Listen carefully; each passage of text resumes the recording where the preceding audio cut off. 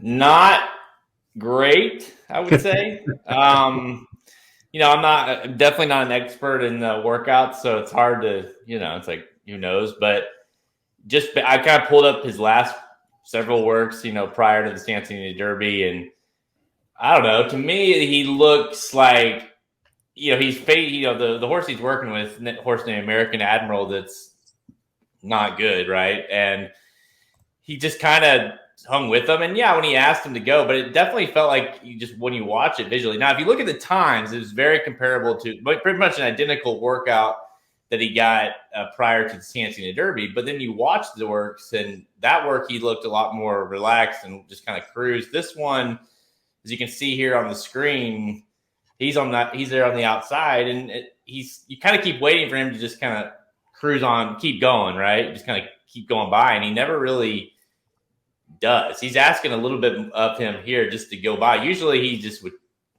take off and be gone. So honestly, it's like the worst possible work for in terms of like my decision, because it's not like visually terrible, but it's also not like visually great where I was like ready to pull the trigger. You know what I mean? So I'm like, I feel like I watched it. Now I'm still on the fence of, am I going to pick him or not? Yeah, Mike, you had some choice 4-letter words for this work. Do you want to talk about that a little bit? Your feelings on this? Yeah, I'm not stoked here. Not gonna lie. It looks like the jockey on American Admiral was like, "Hey, where you at? Waiting for you. You gonna come on by here?" Which isn't necessarily the greatest sign. I mean, even Jared's kids are laughing at Taiba's workout right now. To me, this is one of those where, like, I almost wish I never saw this workout. I wish I could just close my eyes. I wish I could just like obliterate this part of my mind and say, yeah, you never saw this. Because to be honest, this makes me not want to pick him. And when he wins the Derby after this, and I don't have him on top because of this, I'm gonna be pissed. Aaron, we talked yesterday's show about that. We usually don't put too much stock into workouts there. Oh boy, American Admiral got a little funky there. I didn't notice that the first time. Do you make anything of this at all? Well, let's make a couple of facts about what's happened here. Number one, that is a maiden claimer that he's working with. Okay, so it's not a great horse, and I think that's important because it did kind of seem like the jockey was asking him, get by. A little bit like Somich said, it almost felt like the jockey of American Admiral was kind of just like, where you at, buddy? You coming? Because you're supposed to beat me here. I don't take a lot into workouts. I don't really care. I'm glad he worked. That's the good news. Mm-hmm. Our buddy John White sent us something that I thought was interesting. He said, he talked about Taiba's not that big of a horse, so don't be alerted by that. Like he's just not that big of a horse. But the big thing, he said, Taiba was pushed pretty hard to work 6 furlongs in 112.8. When Messier worked 5 furlongs, he did it in 59.8, and then he galloped out in 112 flat. So Messier's gallop out to the 6 furlong point was faster than Taiba, being pushed and actually working a legitimate 6 furlongs. Again, what does it really all mean? I mean, as Allen Iverson said, we're talking about practice, boys, right? I don't, but he worked. It didn't look great, but at least he was out there. Yeah.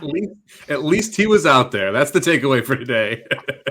Well, that's just it. Like, it's all seriousness. It's like, I didn't necessarily, prior to the Cincinnati Derby, I wasn't like focused on his work, and I just knew that he was working, and he worked, and then he ran. And the one thing about him is you can see he ran, like I mentioned it before, like how close he like resembles his dad right here.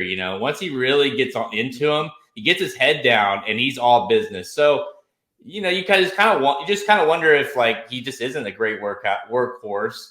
And really, when it comes time to, when Mike Smith basically gets him to where it's like, okay, you need to go run down Epicenter or whatever, he puts that head down, and who cares what the works have been prior? Like, he's going to go do business and get it done. So that's the issue with him, right? Like, I don't think any of us are going to sit here and argue that you don't think that's very possible, if not likely. But I don't know. What can you expect from a workout a horse that doesn't work well? I don't know.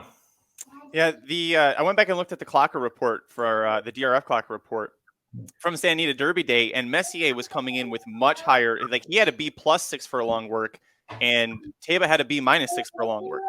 And the report was saying that Velasquez was statuesque and Messier was so smooth in the work, and that Taiba was just kind of blowing around the track. And then you get to the race day, and it didn't matter. So I think I thought it was best put that, listen, he was out there, he worked.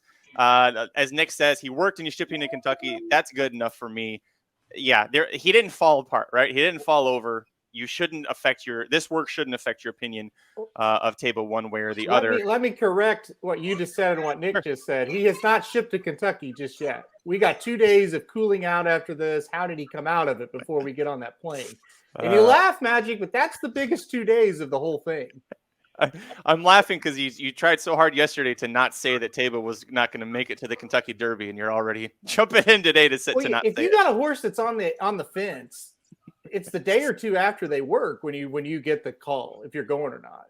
So that's these next 2 days. I mean, it's serious. I'm being serious. It's the make or break days. They're getting on the plane Sunday morning. We'll see. Messier, Doppelganger. I think they're going. We'll see if Taiba's there. I mean, I'm not saying he's not going to be, but that's the big 2 days of the 2 days coming up.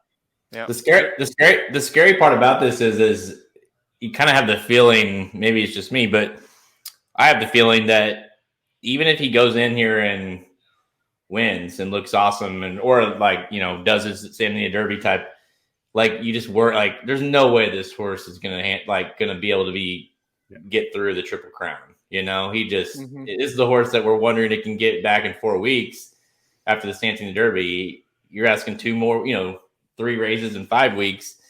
I mean, maybe all things are possible under the wonderful umbrella of Bob Baffert, but it just seems very unlikely. I mean, we're trying to get this horse from the gate of the Kentucky Derby, and so you worry about that, the overall picture with him. By the way, I have to at least mention this real fast. So I just helped my boys because they're wanting to watch me on here on their iPad, and Cohen my oldest uses voice and he said, I looked at the past recent search and it said "Daddy horse racing video with Aaron on it." Easy enough. Anyways, oddly enough, it didn't pop up. But anyways, Magic, you got to work on the titles on the underneath part of it. Oh God, it's a constant battle with the SEO. I tell you. I love the Kevin. I love that Kevin's getting the Barber Road following riled up already here in the chat. The American Admiral comment. Hope the bear. This has been a presentation of RacingDudes.com, your destination for all things horse racing and sports betting. Whether you want free winners, expert insider picks, up-to-the-minute trackside weather reports, or podcasts and videos for bettors of all skill levels. Never make another wager without visiting the Racing Dudes. First,